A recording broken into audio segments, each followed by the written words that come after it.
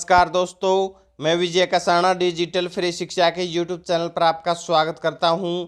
दोस्तों, SSC CET exam को लेकर बड़ी खबर आ रही है। जी हां साथियों, सीईटी एग्ज़ाम एसएससी करवाएगा या फिर एनटीए, इसको लेकर अभी भी सस्पेंस बना हुआ है। कौन क्या चाहता है, यानी कि युवा क्या चाहते हैं और सरकार क्या चाहती है, पूरी खबर आपको इस वीडियो में बताएंगे। उससे पहले अगर आपने अभी तक चैनल को सब्सक्राइब नहीं किया है तो चैनल को सब्सक्राइब जरूर कर लें। ये देख लीजिए साथियों, आपको पता होगा कि जो 11.5 लाख युवा हैं वो सीईटी एग्ज़ाम डेट का इंतज़ार कर रहे हैं। ये इसमें टाइपिंग मिस्टेक हो गई, 2011। मुख्यमंत्री ने घोषणा की थी कि 2021 में सीईटी हो जाएगा, लेकिन सीईटी 2022 में भी नहीं हो पा रहा है, जिस हिसाब से अभी तक की न्यूज़ मिल रही है। मुख्यमंत्री ने नौकरियों में मेरिट बनाए रखने, मानव हस्तक्षेप शून्य करने के मकसद से नई सोच के साथ सीईटी आवश्यक तौर पर लागू कर दिया था। साथ ही उन्होंने नई पॉलिसी बनाई, कोई दिक्कत नहीं, लेकिन उस पॉलिसी को पहले तो सही लागू नहीं किया। उसका नोटिफिकेशन लेट जारी होता है, फिर जब जारी होता है तो उसमें कुछ कमी रह जाती है, जिसको एसएससी ने सही करने के लिए बोल दिया। फिर सही भी जल्दी नहीं की जाती, उसमें कई महीने लगा दिए जाते हैं, और जो दोबारा उसका नोटिफिकेशन है वो जारी काफ़ी दिन बाद होता है, यानी कि आखिरकार 2022 में ये पॉलिसी जारी होती है। उसके बाद एसएससी 10 जुलाई को लास्ट डेट भी रख देता है। तब सभी युवाओं को आस होती है कि अब तो सीईटी का एग्ज़ाम हो ही जाएगा, क्योंकि अभी तक आखिरी डेट नहीं दी गई थी। लेकिन उस समय ये घोषणा की जा रही थी कि अगस्त में एग्ज़ाम हो जाएगा। चेयरमैन साहब के द्वारा बोला गया था कि अगस्त में कन्फर्म एग्ज़ाम हो जाएगा, लेकिन अगस्त महीना चल रहा है और एग्ज़ाम डेट भी नहीं आई। उसके पीछे क्या कारण है?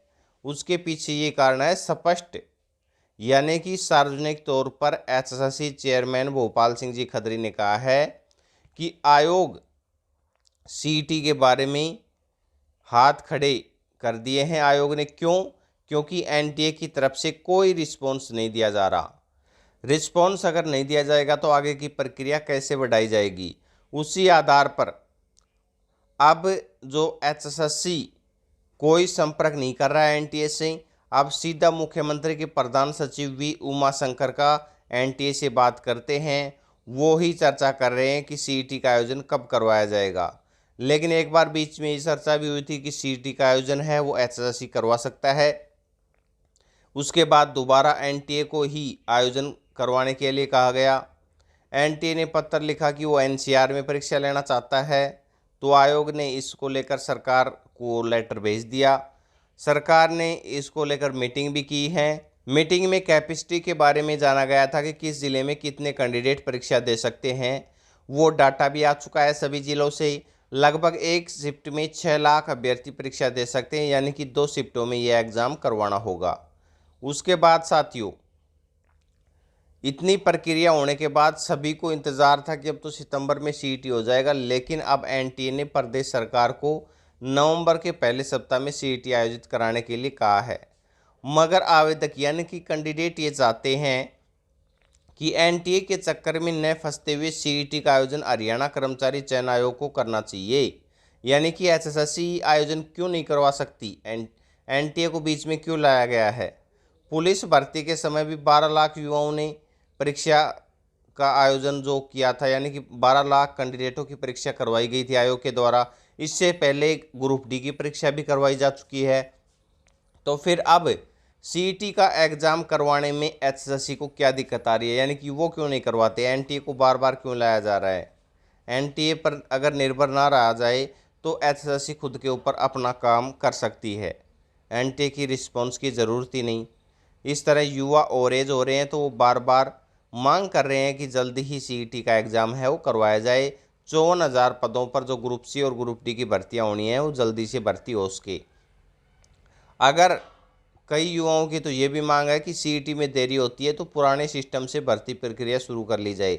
लेकिन साथियों, हमें लगता है कि जब हरियाणा सरकार ने जो सीईटी का आयोजन करवा दिया है तो अब पुराने तौर के ऊपर तो ये नहीं जाएंगे।